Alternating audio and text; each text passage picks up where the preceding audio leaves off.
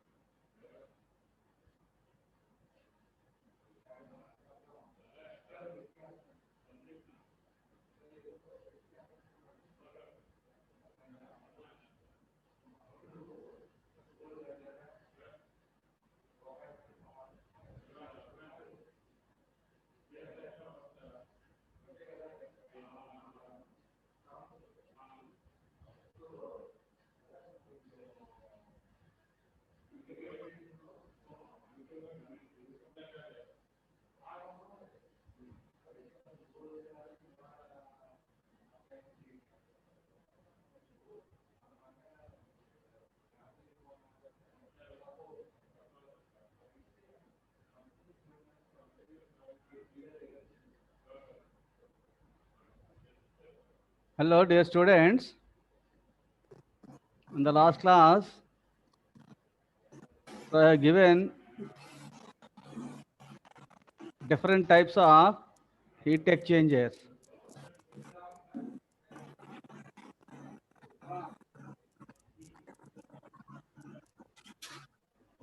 So there is the classification like parallel flow heat exchangers, counter flow heat exchangers, and cross flow heat exchangers. What is parallel flow? What is counter flow? What is cross flow? So how the temperature varies along the length of the heat exchanger,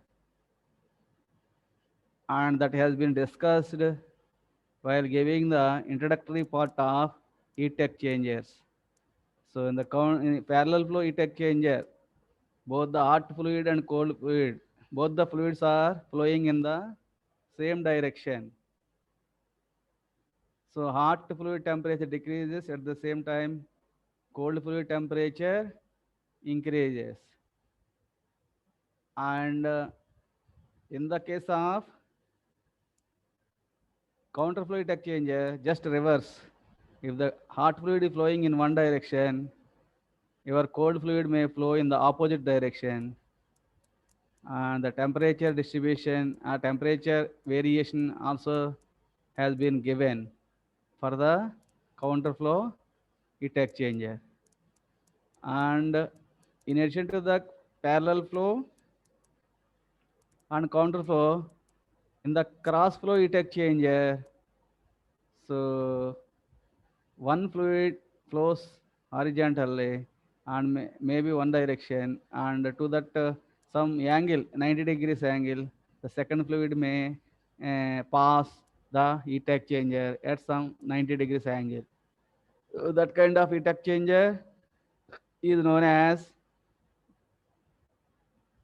cross flow heat exchanger. And in the analysis of heat exchanger, there are three important parameters to be considered, and they are very, very important parameters while designing any heat exchanger or analyzing the heat transfer in a heat exchanger. There are three important parameters, basic parameters. What are those I have given? U, overall heat transfer coefficient between the two fluids. U is the overall heat transfer coefficient between the two fluids. A is the effective heat transfer coefficient between the two fluids. And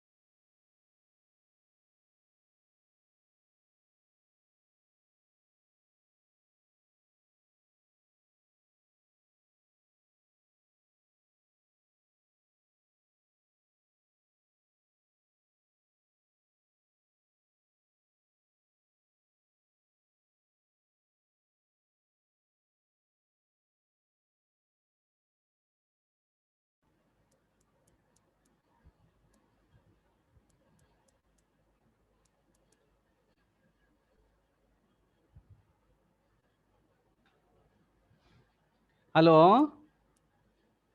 Power resumed, all of you? Join.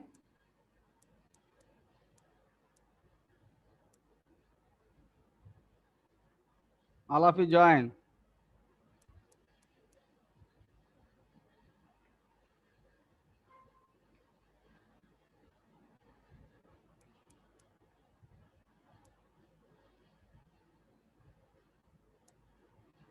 Hello?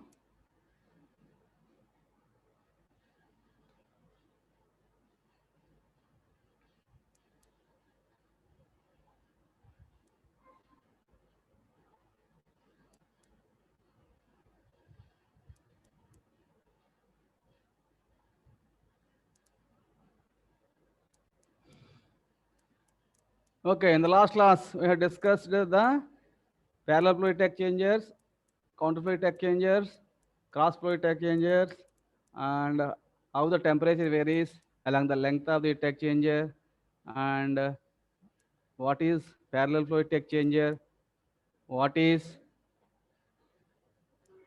counter flow heat exchanger, what is cross flow heat exchanger has been given, and how overall heat transfer for any heat exchanger. How do we calculate Q is equal to UA theta mean, delta T mean, where U is the overall heat transfer coefficient between the two fluids, and A is the effective heat transfer area.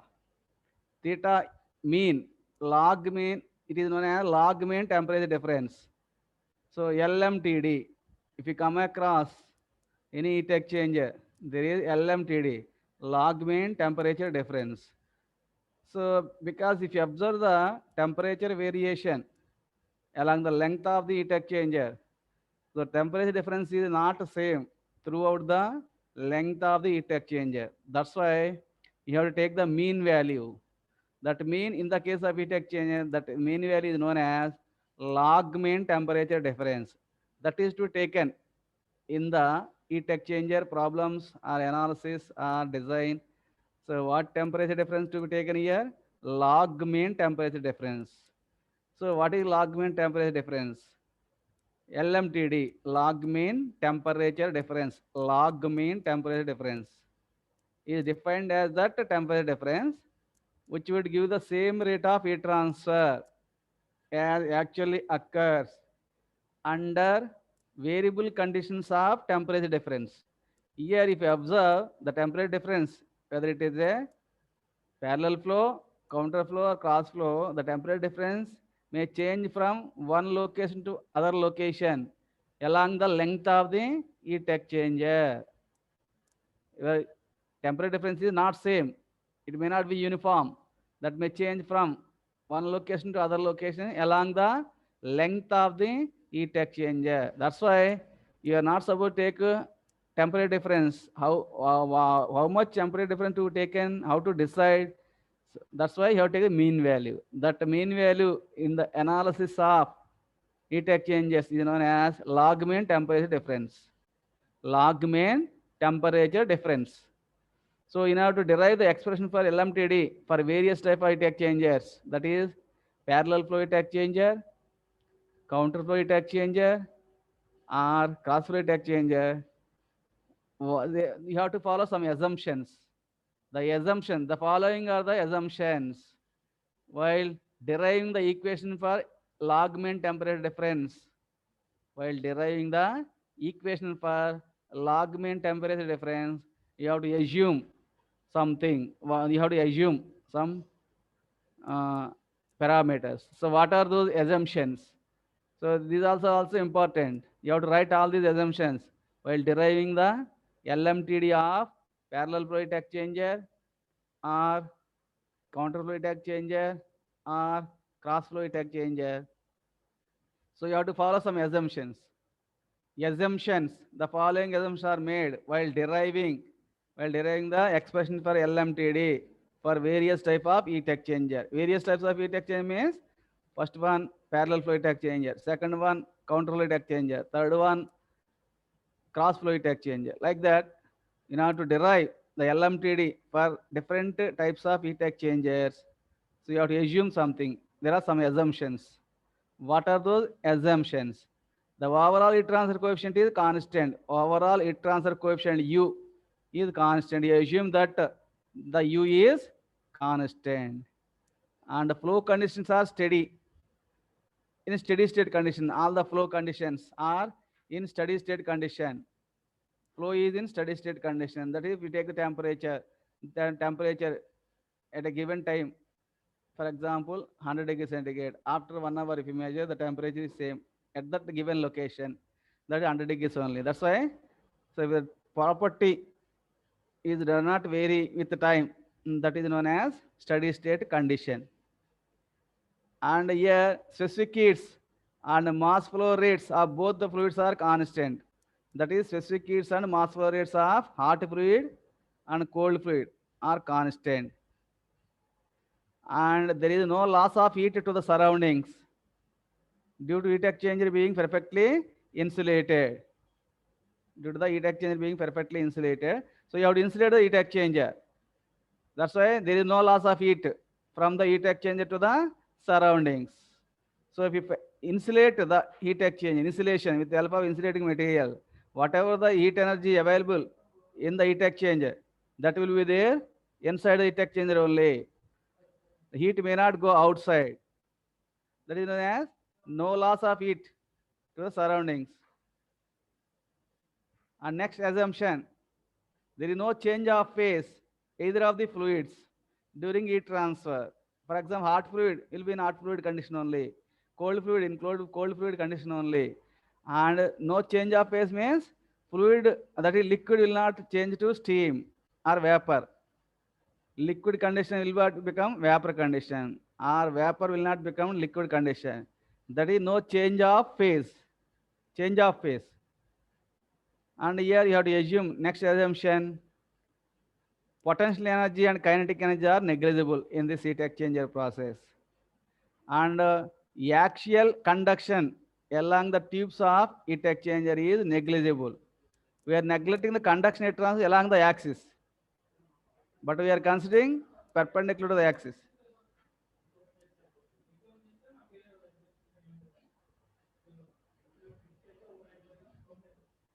So like that, we have to assume these 7 assumptions. After assume, you have to derive the equation for log mean temperature difference.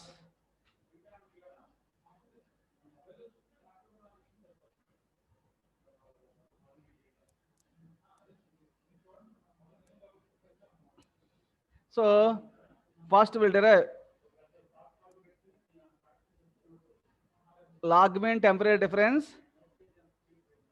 for parallel flow. Log mean temperature difference for parallel flow heat exchanger. So now we are deriving equation for log mean temperature difference for parallel flow heat exchanger. And I will give this one derivation, the log mean LMTD for parallel flow heat exchanger.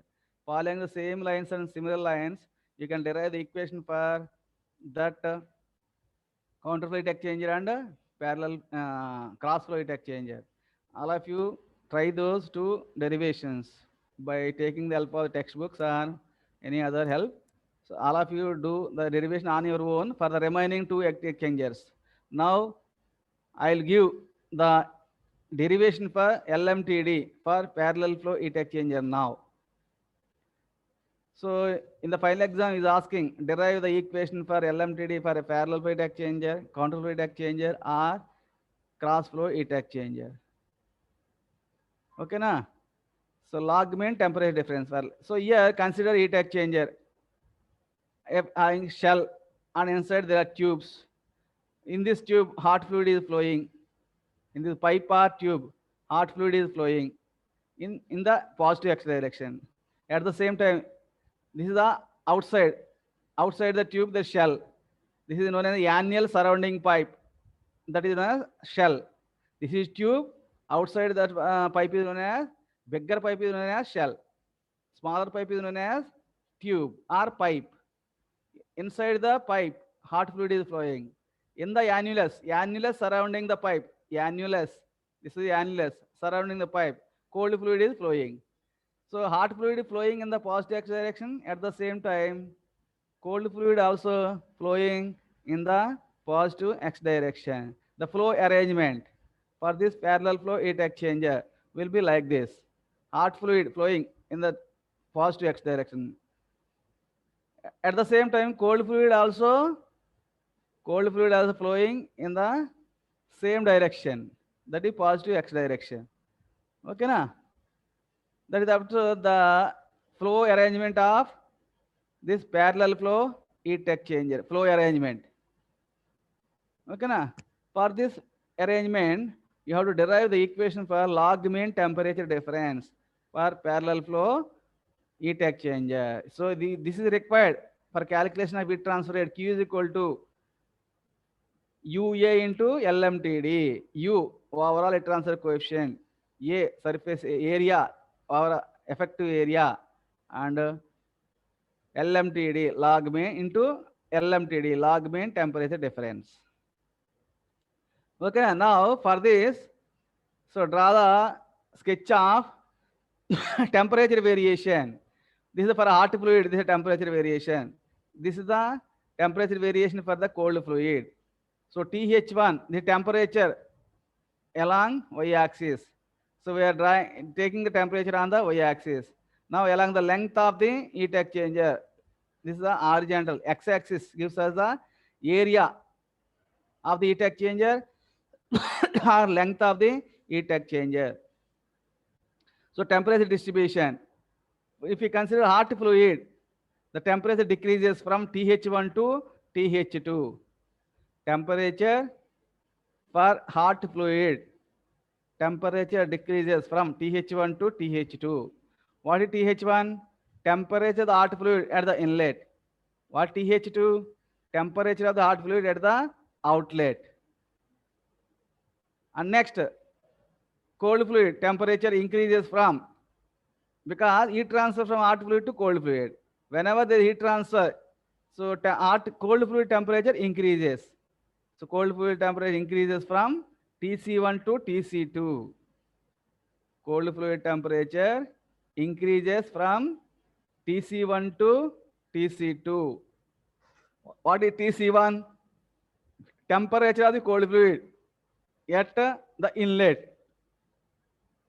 One is inlet, two is outlet. And TC2, what is TC2? Temperature of the cold fluid at the outlet. Now at the inlet, there are TH1 and TC1. Hot fluid temperature TH1, cold fluid temperature TC1. What is the temperature difference at the inlet? That is theta 1. This is theta 1. Theta 1 is the temperature difference at inlet. How do you calculate that on theta 1? TH1 minus TC1. Theta 1 is equal to TH1 minus TC1, where TH1 is the temperature of the hot fluid at the inlet. TC1 is the temperature of the cold fluid at the inlet. If you take the difference, that is temperature difference at the inlet of the heat exchanger. Theta 1 is the temperature difference at the inlet of the heat exchanger. Similarly, at the outlet, TH2, temperature of the hot fluid at the outlet. TC2, temperature of the cold fluid at the outlet. What is the temperature difference? Theta 2 is the temperature difference. This is theta 2 is the temperature difference at the outlet. How do you calculate that one? TH2 minus TC2. Theta 2 is equal to TH2 minus TC2. TC2. So that is the temperature difference at the outlet. Now here consider a small elemental area dA. In between, consider the small elemental area dA, and at this left side TH1, TH and TC. That is temperature of the hot fluid here, TH. Temperature of the cold fluid, this one. And at this, if you at the right hand side, the small temperature dTH, small temperature difference, small differential temperature difference for the hot fluid dTH, differential temperature difference for the hot fluid. Next, This one, DTC, differential temperature difference for the cold fluid, small difference here.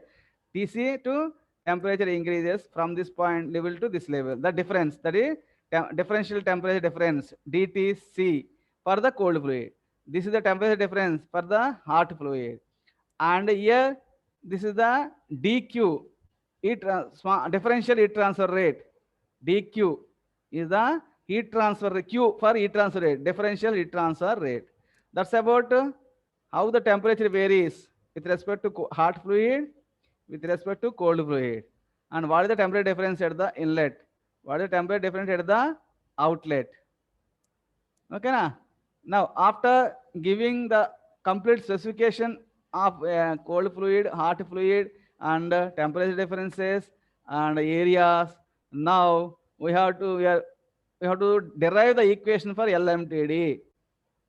You have to derive the equation for log mean temperature difference.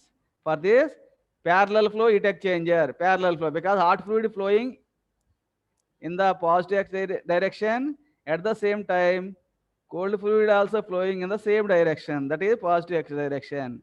Are both fluids, that is hot fluid as well as cold fluid, both fluids are flowing in the same direction. That kind of arrangement is known as parallel flow heat exchanger. Now, let us consider the elemental area dA, the small elemental area dA of the heat exchanger. The rate of flow of heat through this elemental area, that is dq. This elemental area dq, rate of heat transfer rate, q for heat transfer rate, different small heat transfer rate dq, the rate of flow of heat transfer through this small area, small differential area or small area dA. That is dq is equal to, how do you calculate heat transfer rate? Overall heat transfer coefficient into area into temperature difference. Here temperature difference what is Th minus Tc. That's why U is equal to dq is equal to U into overall heat transfer coefficient into dA. Here what is the area? Small area dA. dA into what is the temperature difference? Th minus Tc. Th minus Tc. That's equal to U into dA into delta T difference. Delta T difference. But this Th minus Tc, here there is a big one. Here the temperature difference is decreasing. Temperature difference is further decreasing, further decreasing. That's why not uniform. That's why for that purpose only you have to calculate the average value of this temperature difference. That's why this average value in terms with respect to heat exchangers is termed as or notated as log mean temperature difference. Log mean temperature difference. For that, we have to derive the LMTD for the parallel flow heat exchanger. As a result of this heat transfer dq, this is q only, q only, not theta. As a result of this heat transfer dq through the area, this small area dA, as a result of heat transfer dq through the small area dA, the hot fluid is cooled by dTh. The hot fluid temperature decreases a small value of dTh, cooled by dTh, whereas cold fluid is increases by dTc, whereas the cold fluid is heated up. Our temperature of the cold fluid increases. Our cold fluid is heated up. Hot fluid is cooled by dTh, whereas at the same time, cold fluid is heated up by dTc. Okay, na? The energy balance over differential area dA. If you take the energy balance over differential area dA, so heat given by the hot fluid and that heat is being taken by the cold fluid. That's why heat is given by the hot fluid. That's why temperature decreases for the hot fluid. At the same time, heat is taken by the or picked up by the cold fluid or gained by the heat gained by the cold fluid. That's why temperature increases. Cold fluid temperature increases.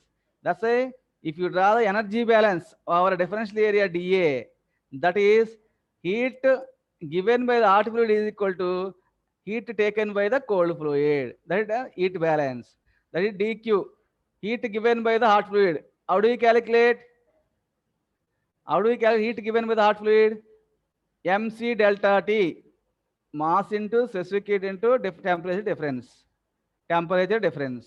So that is minus heat given by the hot fluid m dot h into Cph dTh. M dot h. What is m dot h? Mass flow rate of hot fluid. M dot h. Mass flow rate of hot fluid. What is Cph? Specific heat at constant pressure of the hot fluid. dTh, that is temperature difference. Temperature difference for this small elemental area dA. That is heat given by the hot fluid. That is heat. It is losing a heat. That's why minus. Heat taken from a system is minus. That's why minus. That is equal to heat added to the cold water. That's why that is plus only. That's why minus m dot h into Cph and dTh is equal to m dot c into Cpc into dTc. M dot c. What is m dot c? Mass flow rate of the cold fluid. Cpc. What is specific heat at constant pressure of the cold fluid. dTh, temperature difference. This one. dTc. Sorry. dTc. Temperature difference of the cold fluid. dTc. Temperature difference of the cold fluid. That is energy balance or heat balance. That is heat given by the hot fluid, at the same time heat taken over from the hot fluid by the cold fluid. That's why heat picked up by the cold fluid.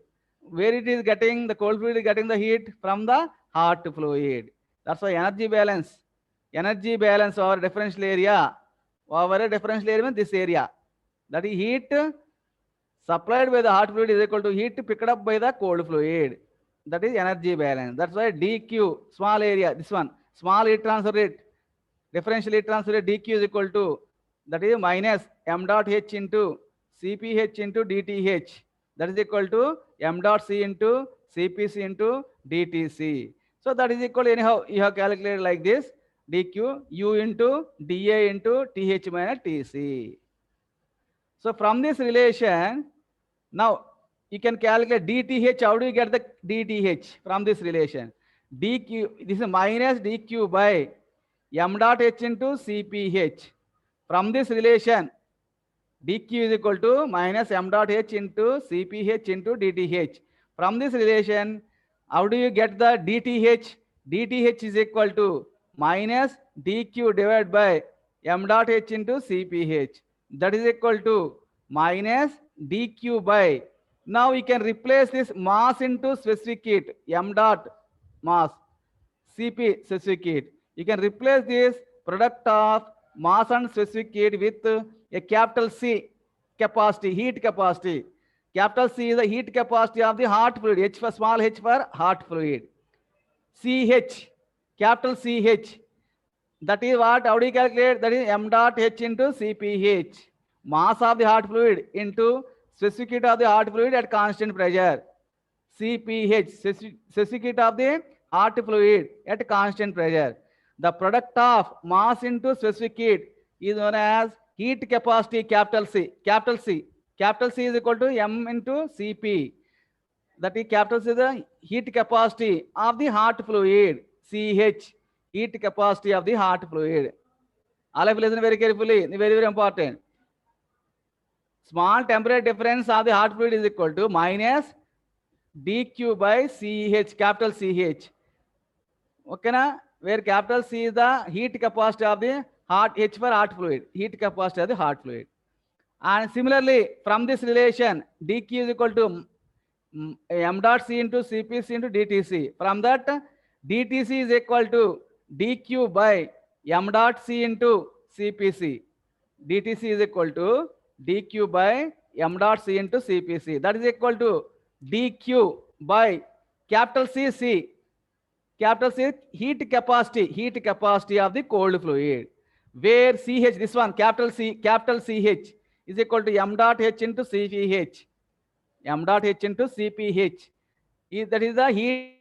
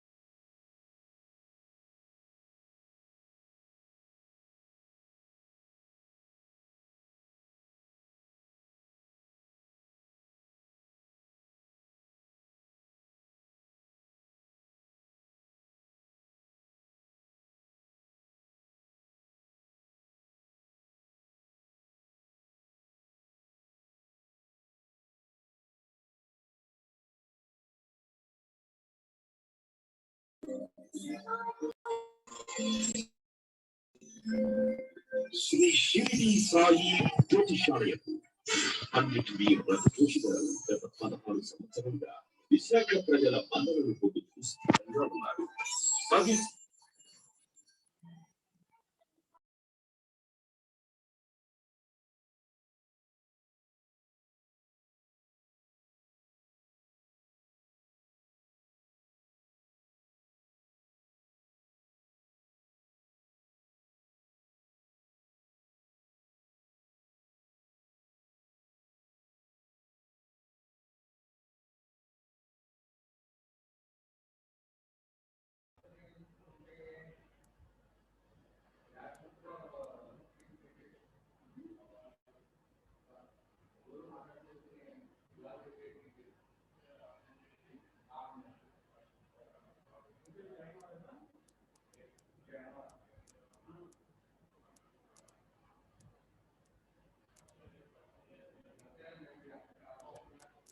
Hello, sorry for the interruption. Sorry for the disturbance.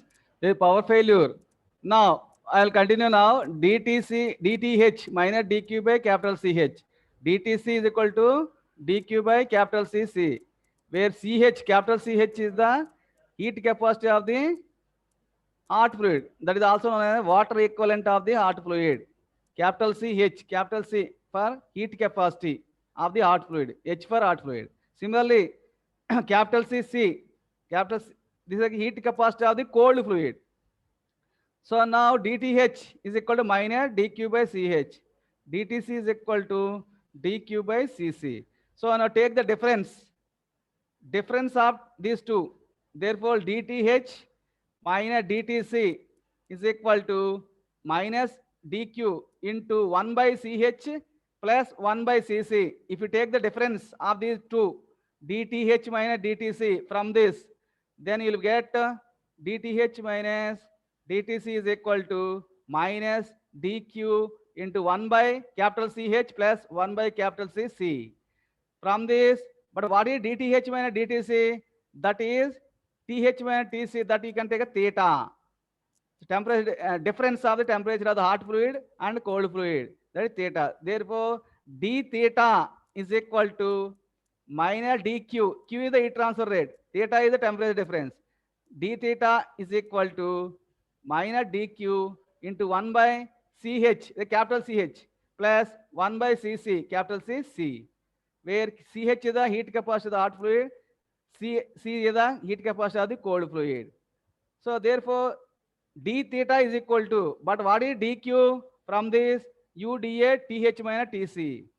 That's why d theta is equal to minus dq value U into dA into TH minus TC. Here from this relation, dq is equal to U dA into TH minus TC. That's why d theta is equal to minus U into dA into TH minus TC into 1 by capital CH plus 1 by capital C. That is equal to minus U into dA, but TH minus TC theta here. TH minus TC is equal to theta. That's why minus U into dA into this TH minus TC is equal to theta into theta is the temperature difference of both the fluids, hot fluid and cold fluid, into 1 by capital CH plus 1 by capital C. Okay na?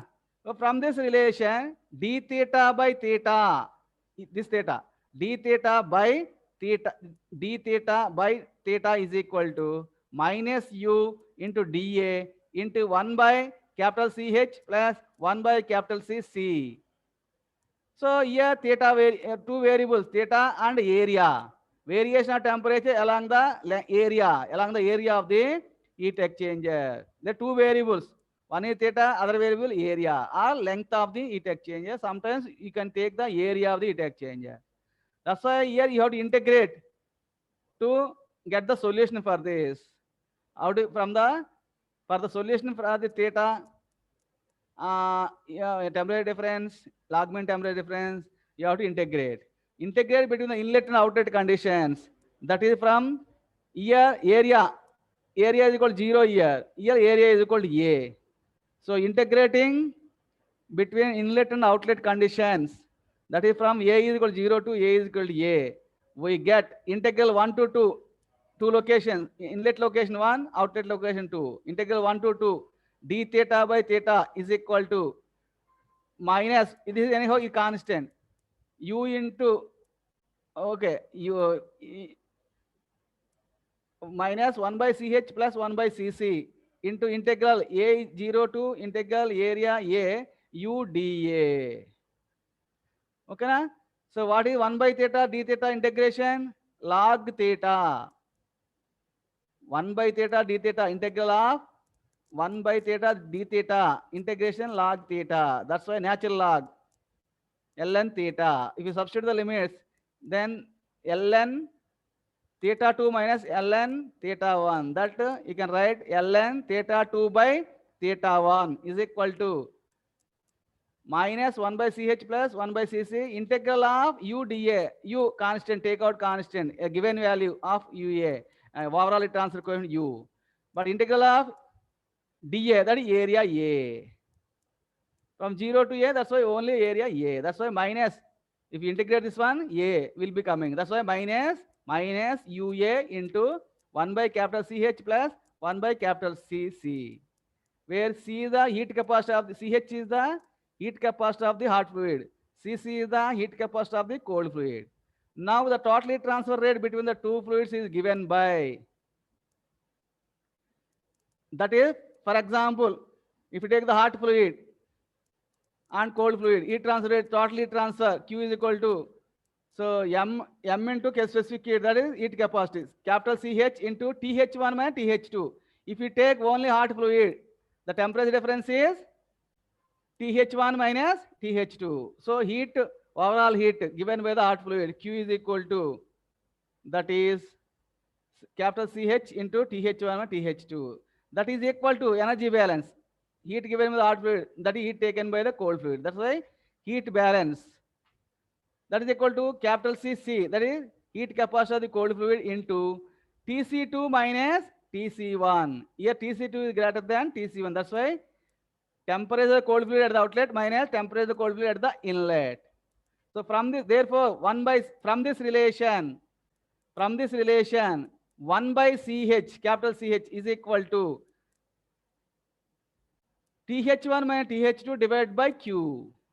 From this relation, Q is equal to capital CH into TH1 minus TH2. From this relation, 1 by CH is equal to TH1 minus TH2 divided by Q. Similarly, Q is equal to capital CC into TC2 minus TC1. From this relation, 1 by capital CC, heat capacity of the cold fluid, that is equal to TC2 minus TC1 divided by capital Q, heat transfer, total heat transfer rate Q.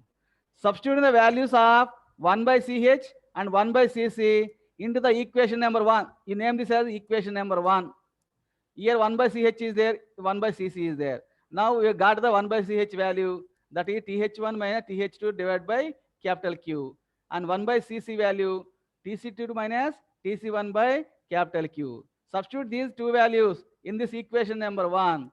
Therefore, ln theta 2 by theta 1 is equal to minus UA into, what is 1 by CH value?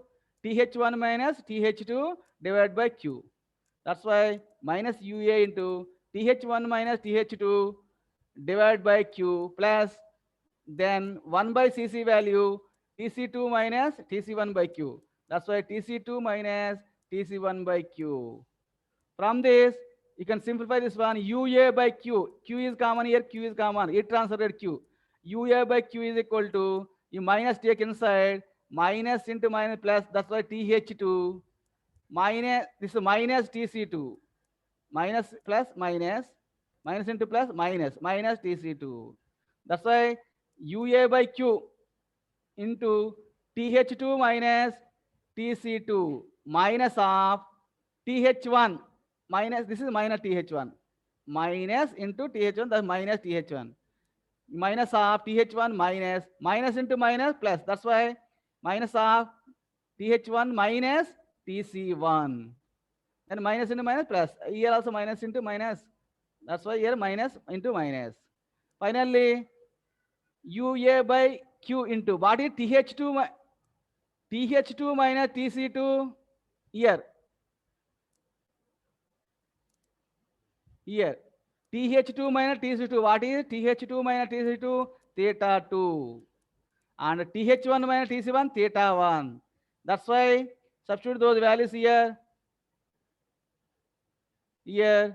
That's why UA by Q into TH2 minus TC2, theta 2 minus TH1 minus TC1, theta 1. That's why finally log natural theta 2 by theta 1 is equal to UA by Q, overall heat transfer coefficient Q into, Q is the heat transfer rate, total heat transfer rate Q. U is the overall heat transfer coefficient, A is the area, Q is the total heat transfer rate Q into TH2 minus TC2, theta 2 minus this one, theta 1. That's finally Ln theta 2 by theta 1 is equal to UA by Q into theta 2 minus theta 1. Therefore, from this,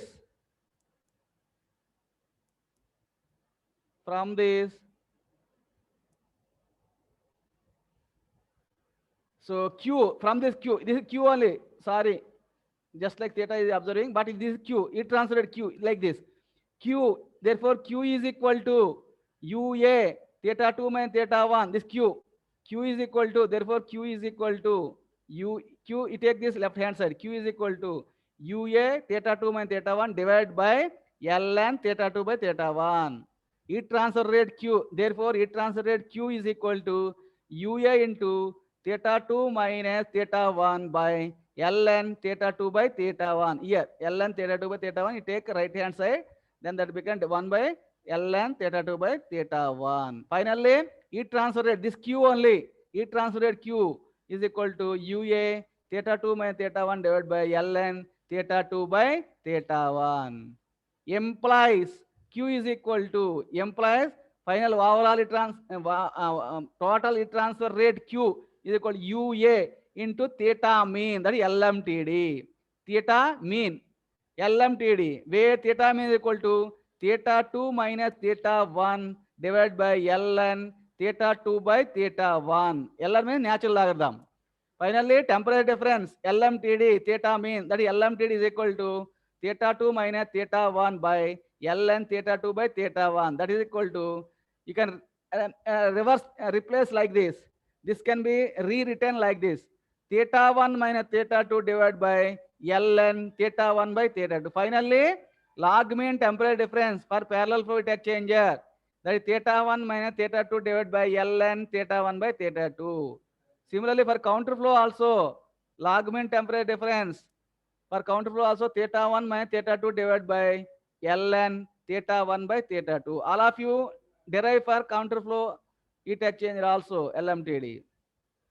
And if you observe LMTD of counterflow and LMTD of parallel flow, the LMTD for a counterflow unit is always greater than that of parallel flow unit. LMTD of counterflow heat exchanger is greater than that of parallel flow heat exchanger. Very, very important. Hence, counterflow heat exchanger can transfer more heat than parallel flow heat exchanger. In other words, a counterflow heat exchanger needs a smaller heating surface area. That's why everybody is using counterflow heat exchanger nowadays. It requires smaller heating surface area. That's why you can use less space and also compact heat exchanger with counterflow heat exchangers. For the same rate of heat transfer, counterflow heat exchanger is better than the parallel flow heat exchanger. For this reason, the counterflow arrangement is usually used. That's why nowadays everybody using counterflow heat exchanger, because so smaller surface areas are required. Then you can, construction cost decreases or cost of manufacturing decreases. At the same time, a more heat transfer rate. Okay, na? Like that, we can derive equation for LMTD, log mean temperature difference for parallel flow heat exchanger. Similarly, can derive the equation for LMTD of counterflow heat exchanger also. All of you do that one at home. Follow the same procedure. Only difference is the direction changes, that's all. Okay, na? So that's all for today. Any doubt? All of you try at home the derivation for LMTD of counterflow heat exchanger. You may get either of these two derivations in the final exam, either parallel flow heat exchanger or counterflow heat exchanger. The argument temperature difference of parallel flow heat exchanger or counterflow heat exchanger. You may get any one of these two derivations. Okay, that's all for today. Any doubt?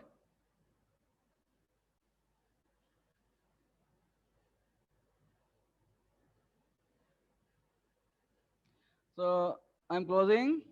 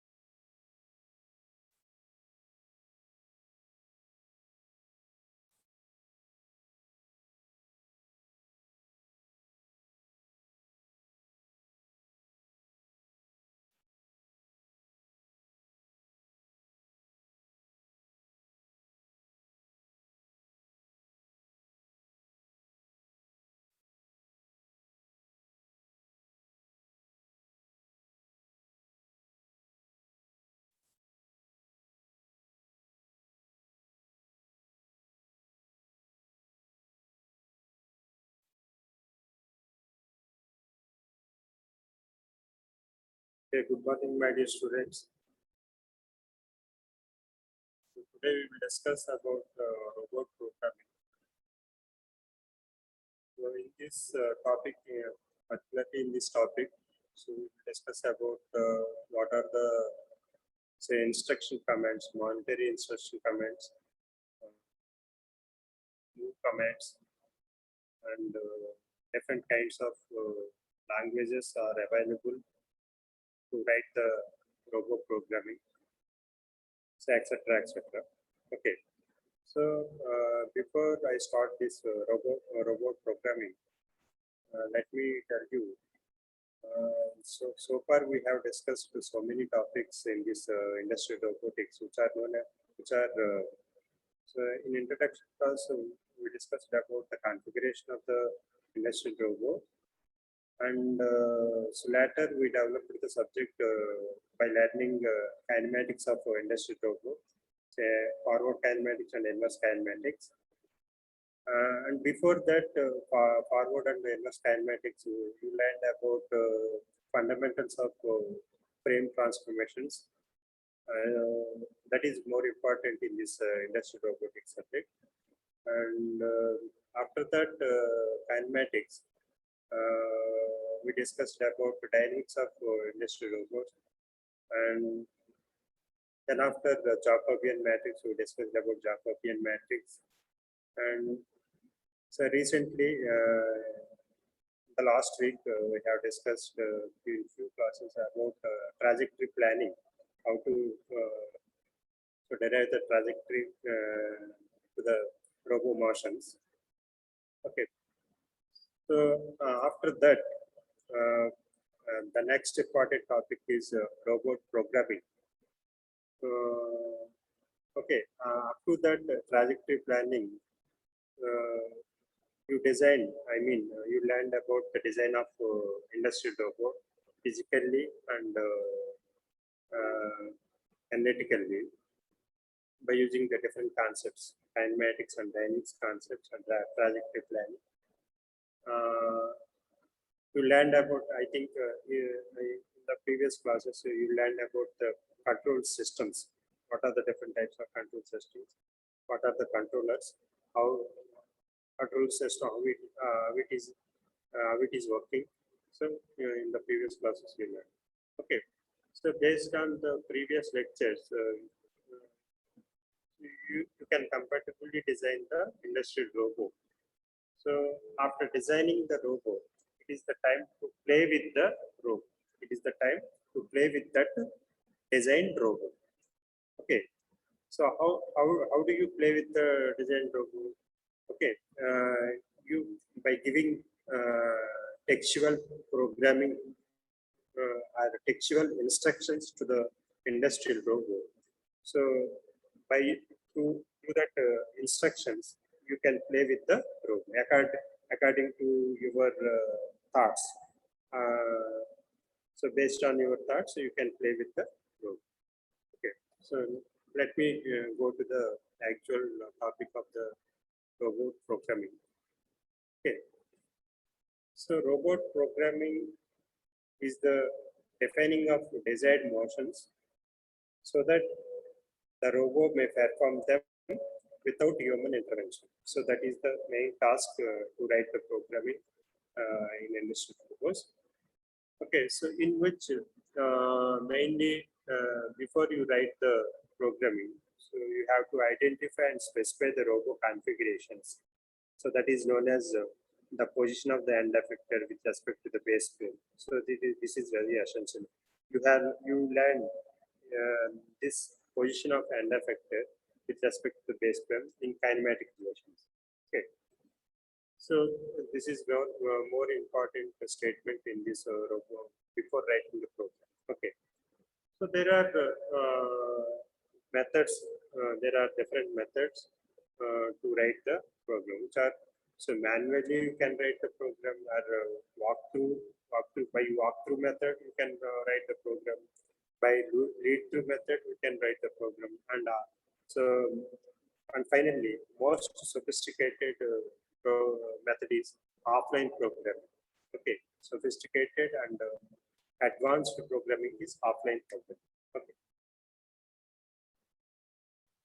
So next type of programming. Those four are the previous slide. Those four methods are programming methods. So here the type of programming robot programs. Okay.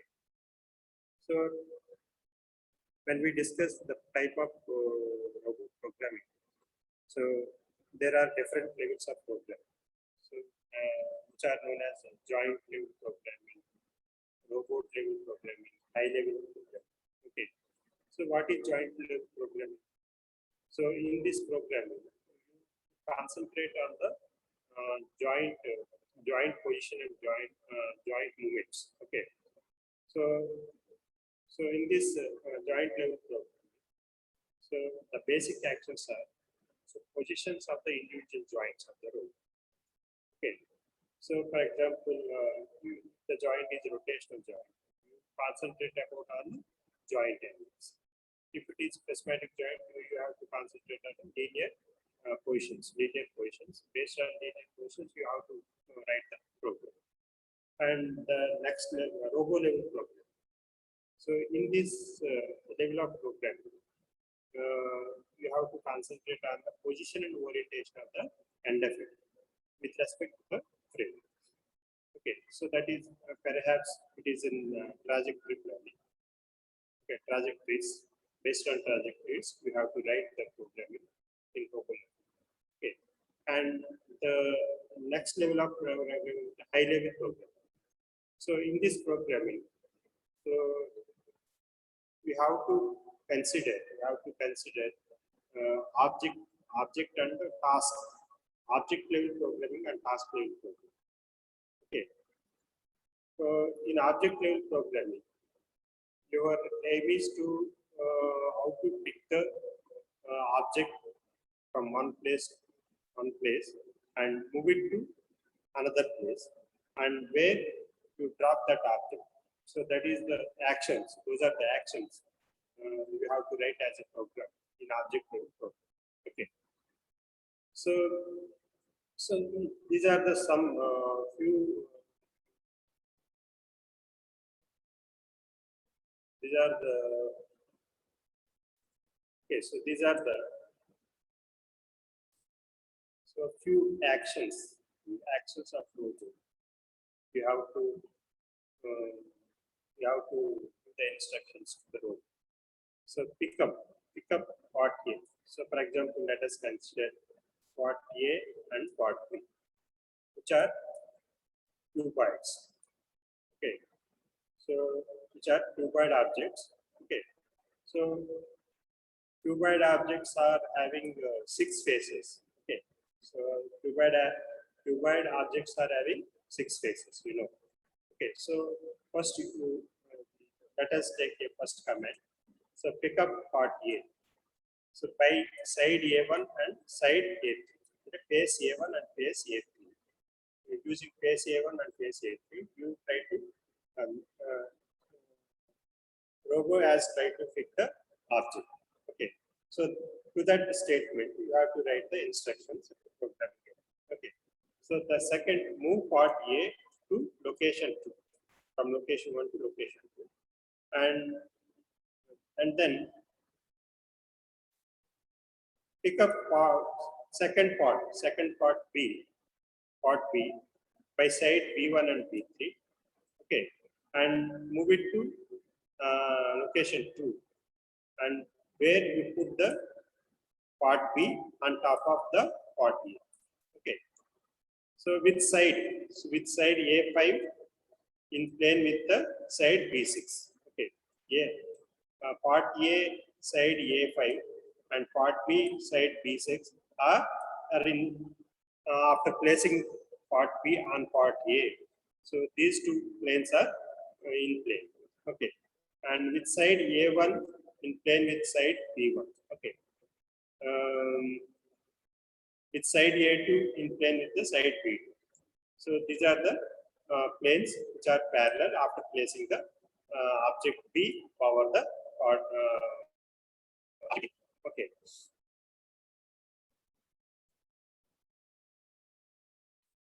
So this is the way you write the object level programming. Okay. So next, task level programming. So what is task level programming?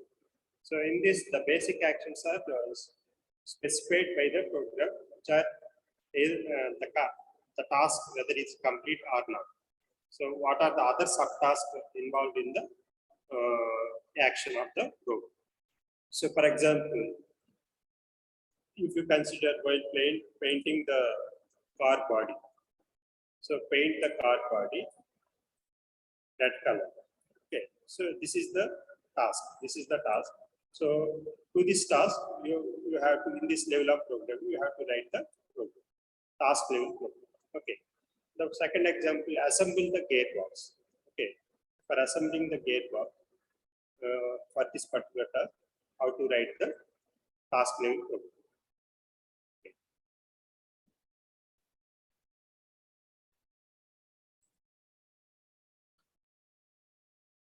Once again, let us look at the types of programming. Okay, so there are broadly 3 kinds of 3 levels of programming, which are known as joint level programming. Okay, in which the basic actions are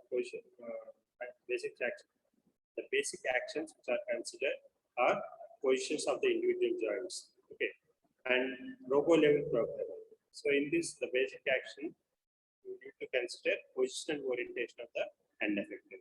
And third one is high level programming. So high level programming, it is categorized, it is subcategorized as object level programming and task level programming. So you know, object level programming in this concentrated on the object, how to place the object. It is the actions, which are the actions you need to write the program. So task level program. Okay. So next, robot programming. So typically there are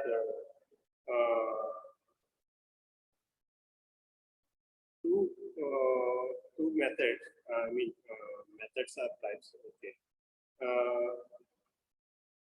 which are performed in the following mode, either online or offline. So what are the online programming and manual programming, lead through programming? Okay, lead through programming and teach pendant programming are all the online programming. Okay, so offline programming is only robo level programming languages. Okay, task level programming languages. Those are called offline programming. Okay, so the above types of programming are again categorized into two, online and offline. Okay. Okay, so online programming, it is done by teach pendant or lead through programming. So what is this teach pendant? I will discuss in the next slide. And the lead through program, what is lead through? Okay, offline, it is offline robot programming languages or task level programming. So offline programming in the sense, so without teaching the physical structure of the industry robot, we give the program. We can write the program in our laptops and desktop PCs. Okay. So online, with the intervention of industry robot, we need to write the program. So that is the kind of online program. So I will tell you in the next.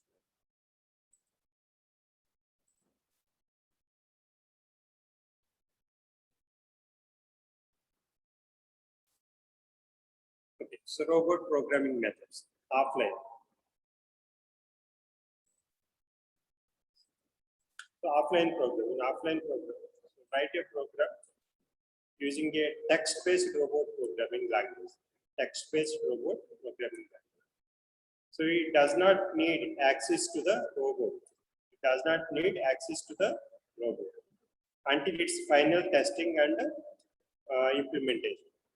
Okay, and until its final testing and implementation. Okay, ఇక్కడ offline programming అంటే మనం robo industry రోబోకి direct గా connect చేసి మనం programming రాయని అవసరం. So separate గా ఒక ల్యాప్టాప్ లో మనం పర్టికులర్ ఆపరేటింగ్ సిస్టమ్ ఉంటే, సో దాన్ని టెక్స్చువల్ ప్రోగ్రామింగ్ లాంగ్వేజ్ లో మనం రాసుకుని, and before implementing that program to the actual robot, we can test that program whether it is working or not properly. Another check chesukuna tarvata you can upload it to industry program. Okay, so that is the kind of offline programming. So next, online program. Online programming is it uses the robo structure to generate the program. So that is either by using teaching or guiding the robot to a sequence of motions that can lead be executed repeatedly. Okay, so that is online. అంటే ఇక్కడ teach pendant అనేది ఒక device అండి. ఆ device మీకు already మీకు first demo క్లాస్లో చూపించాను.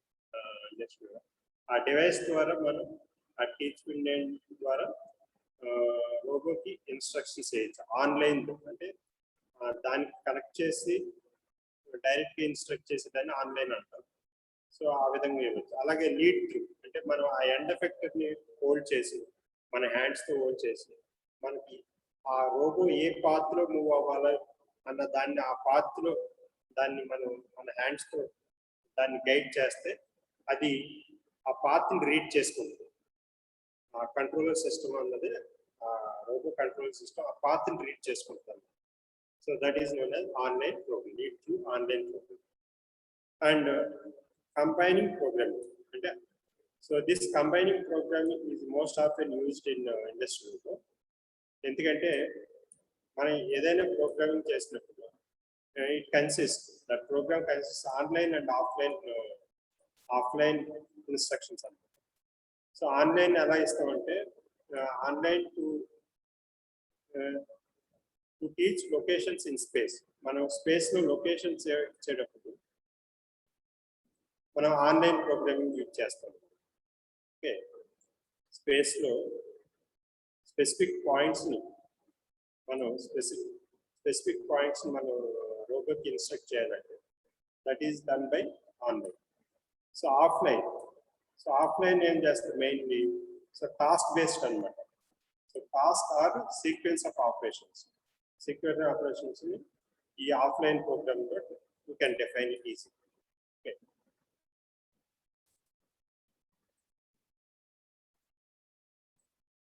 so next, what are the uses of teach pendant? So how to use teach pendant? Okay, so teach pendant is a handheld device. It consists of switches, okay, which are used to control the robot motions. Okay, if the handheld device and దానికి set of switches ఉంటాయి. ఆ switches use చేసుకుని can control the robot motions. Next, end points are recorded in control plane. ఇక్కడ robot end points ఒక point తీసుకెళ్ళి అక్కడ ఆ point record చేస్తూ కంట్రోల్ మెమరీ ద్వారా ఆ పాయింట్ ని రికార్డ్ చేసుకుంటాను teach pendant. Okay, next, so sequentially played back to execute robot actions. అలా సెట్ ఆఫ్ పాయింట్స్ ని మనం రికార్డ్ చేసిన తర్వాత ఆ పాయింట్స్ ని ఒక సీక్వెన్షియల్ ఆర్డర్ లో అది రోబో ప్లే చేసుకుంటుంది, ప్లే బ్యాక్ గా. Next, trajectory. So trajectory is determined by robot control. So ఇక్కడ టీచ్ పెండెంట్ ద్వారా మనం పాయింట్స్ రికార్డ్ చేసిన తర్వాత సో యాక్చువల్ ట్రాజెక్టరీని కంట్రోల్ సిస్టమ్ అది డిటర్మైన్ చేసుకుంటుంది. By it self it determines the trajectory. And it is suited for this teach pendant type of instruction, online programming. So it is mostly suited for point-to-point control applications. Okay.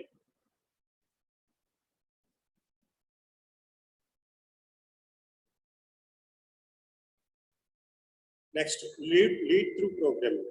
Okay, lead through programming అంటే ఏం చెప్పుకున్నాం కదా, end effector మన hands తో పట్టుకుని particular path లో తీసుకున్నాం. Okay, so lead through program. So you lead the robot physically. Okay, you can lead the robot physically, so through the required sequence of motions. The required sequence of motions. So trajectory and endpoints are recorded using sampling routine, which records so points at 60 to 80 times a second.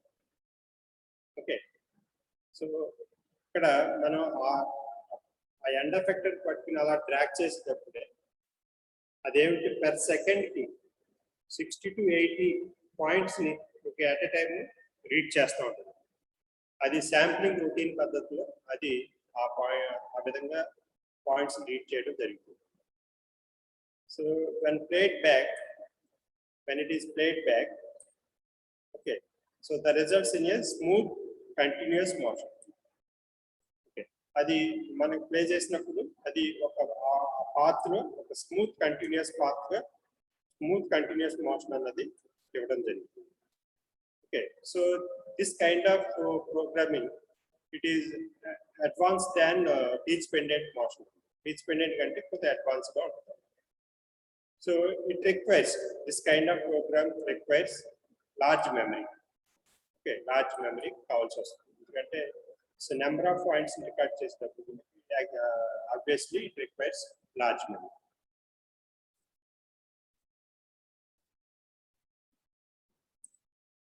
So next, online by lead through program.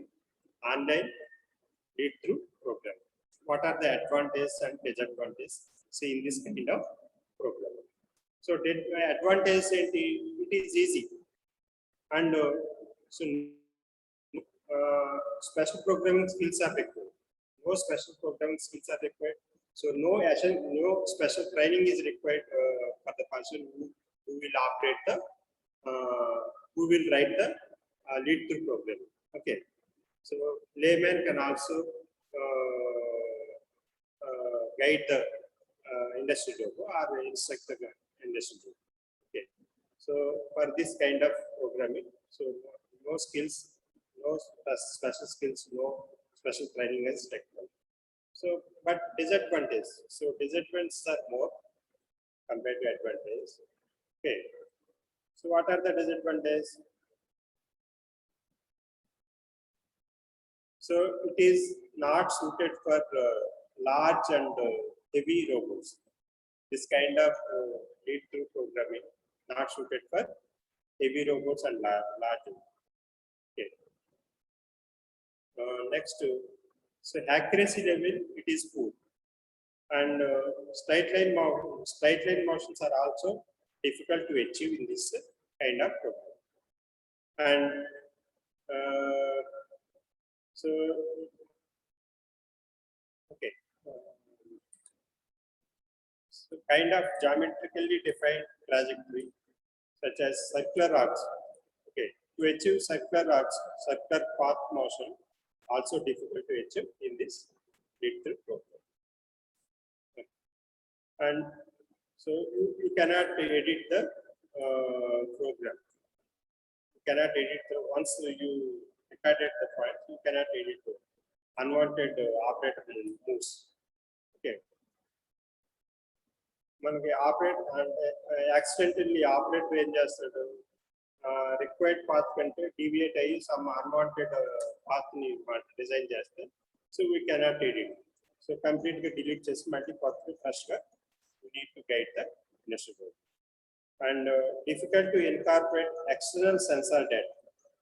So external sensor data అంటే for example external sensor data అంటే so magnetic end effector ఉందనుకోండి, magnetic end effector యొక్క sensor డేటాని so ఈ kind of programming మనం incorporate చేయలేము. So that is very drawback in this program. And synchronization with other machines or equipment in the virtual is difficult. Okay, so other equipments to gani, other machines to gani, we cannot synchronize in this kind of program. Okay, and already I told you, so large memory is required to this kind of program. So these are the advantages and disadvantages. So which are more important in the examination point of view. In the end exam, you may be asked this kind of question. What are the advantages and disadvantages of online lead-through program? Yes, so this is very, very important.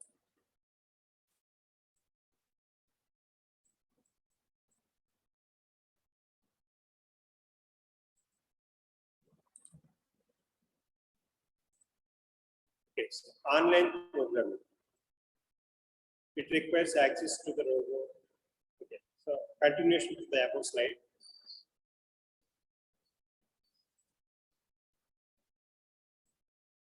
So ఇది కంపల్సరీగా lead through programming చేసినప్పుడు online program కంపల్సరీగా it access with the physical industry door. Okay, so programs exit only in the memory of robot control system. So often difficult to transfer, document and maintain, modify. Okay, ఇక్కడ the disadvantage ఏంటంటే so we cannot transfer the program from one system to another system. Okay, and documentation is very few.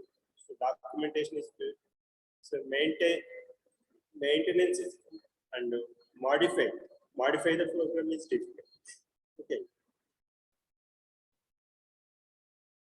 and the advantage is easy to use, no special programming skills required. So useful and programming robots for wide range of repetitive tasks for long production runs. So programming is very quick and rapid. Okay, so ఈ programming మనకి special గా mind పెట్టవలసిన అవసరం లేదు కాబట్టి so simple గా physical గా manual గా చేసుకోవచ్చు కాబట్టి సో ఇది ప్రోగ్రామింగ్ క్విక్ గా ఉంటుంది. ఓకే, క్విక్ గా మనం చేయొచ్చు.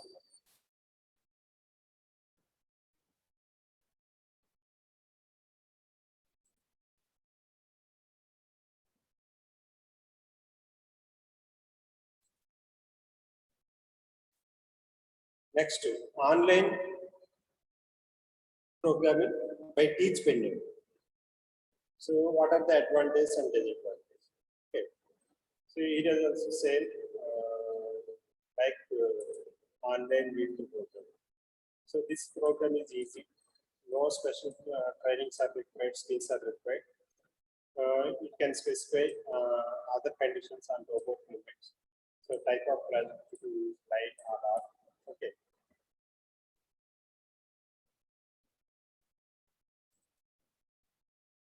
Okay.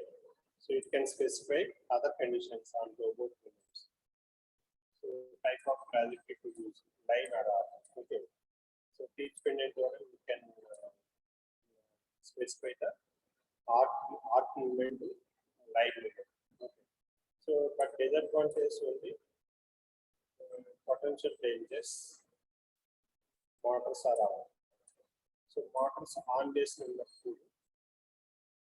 Dangerous situation. Short circuit problem will happen.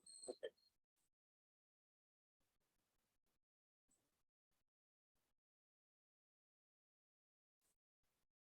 So offline programming. So offline programming, offline programming is a sophisticated programming, advanced level programming. Okay. PC kind of program. Okay. See, step by step you learn this offline. What is offline? So programs can be developed without needing the use of physical program. Okay, that is the first point. So the sequence of operations and robo movements can be optimized or easily improved. So it's very important statement in this. So we can optimize the movements, robo movements, and also we can easily improve the robo movements. Okay, so we can easily edit the programming. We can easily edit the program. And so previously developed and tested procedures and subroutines can be used. Okay, so previous and a program templates కింద so subprograms మనం separate గా సబ్రూటీన్స్ ని సబ్ప్రోగ్రామ్స్ ని separate గా standard గా మనం ఉన్నట్లి మనం reuse చేసుకోవచ్చు. So wherever it requires you can use them. So external sensor data can be easily incorporated in the program. So through this, it makes the programs more complicated and so more difficult to modify and maintain. Okay. We can make the program complication because it's complicated programs we can write, and also we can modify the complicated programs also. Not much different. So next, existing CAD data can be incorporated the dimensions of the parts and the geometric relationship between them. Okay, మనం ఇక్కడ CAD software లో ఒక model తయారు చేస్తే ఆ model డేటాని అంటే object యొక్క డైమెన్షన్స్ ని you can easily incorporate, you can easily develop the relationship between them.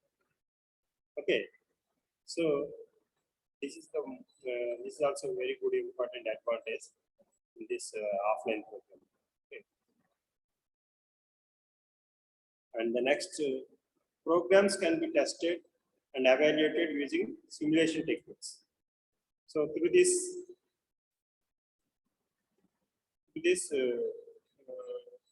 we never remove the need to be final testing number. Okay, using simulation techniques. So through this feature, we never commit the mistakes while doing the program. So programs can more easily be maintained and modified. And programs can be easily properly documented and commented. Okay. So after reading these comments, so you may so one thing. So what are the online programming drawbacks? So what are the disadvantages we have faced? So such disadvantages converted into advantages in offline programming. Okay. So that's why this offline programming is a advanced programming and so more sophisticated programming skills. But this offline programming needs special languages, programming languages, textual programming languages. So what are those languages are available in the market? Can use it. Okay. So we will discuss in the next slides. And also offline programming needs operating system. Okay. So here in this you can see coordinate systems, coordinate system and two coordinate system. While writing programming, we need to know the these two kinds of coordinate systems. Based on it, you can write easily the program.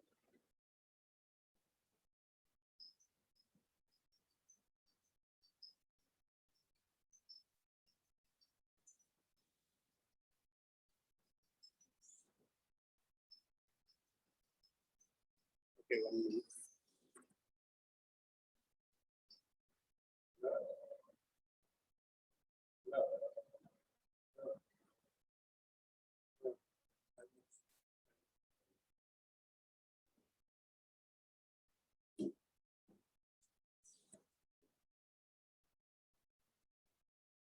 Okay, I will conclude the lecture in 5 minutes. Okay, so coordinate systems are very essential during writing that. Okay, next.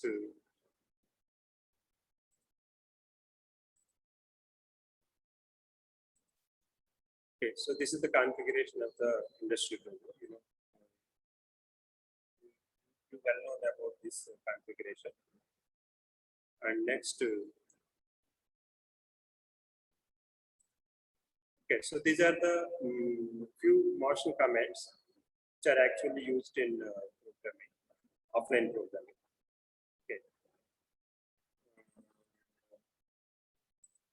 Okay, move P1, ELP1, moves P1, demove, approach, depart, so definite path, move path, speed. So these are the some of the Marshall commands. So for idea purpose only, I have given this comment. Okay.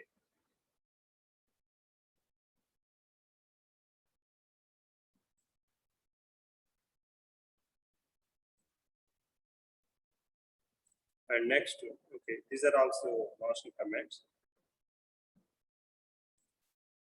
And interlock and sensor commands. So interlock and sensor commands. Interlock commands are so wait, signal, react, save, stop. Okay, so these are the interlock commands. Grepper commands.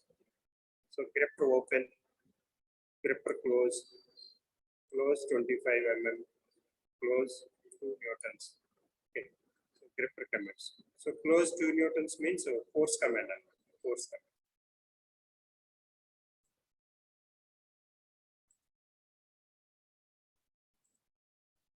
Okay, so what is the motivation behind programming languages?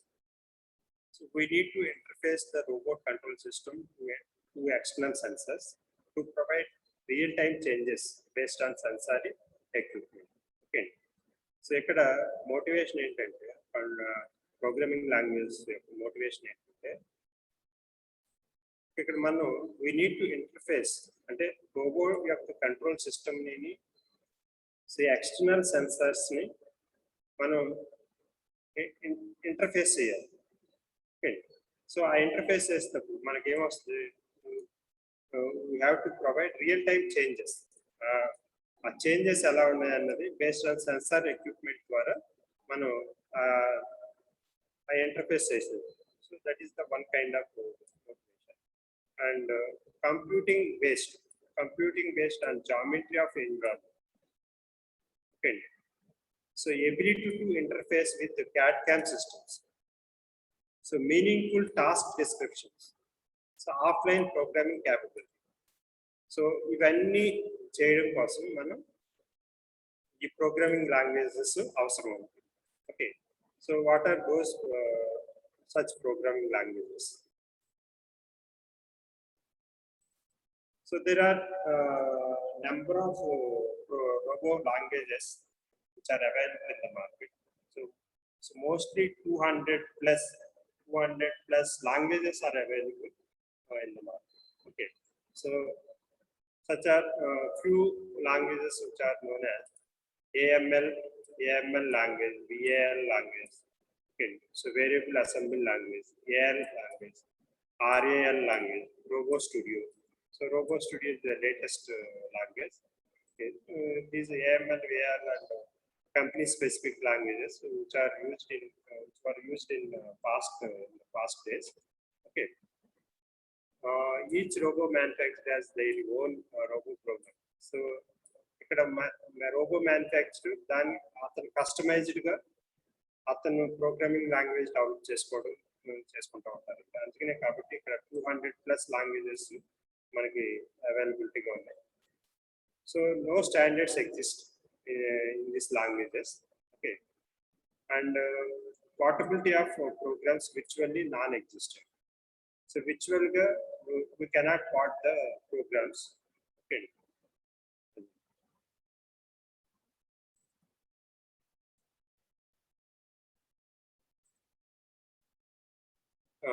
So robo programming languages. So some of the programming languages. So for example, so VAL language. So this language is used. This language was developed for Puma Robo. So Puma Robo ki the Japanese robo and this robo is used for assembling operations. So దానికి specific గా VAL language ని వాళ్ళు వాడుతున్నారు.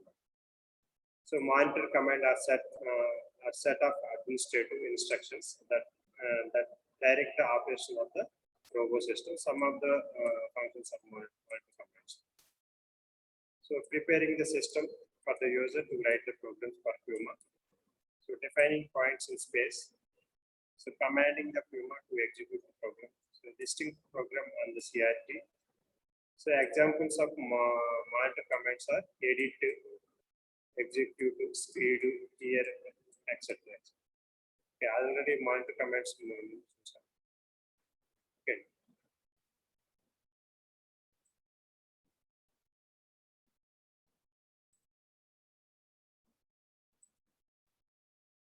So MCL language.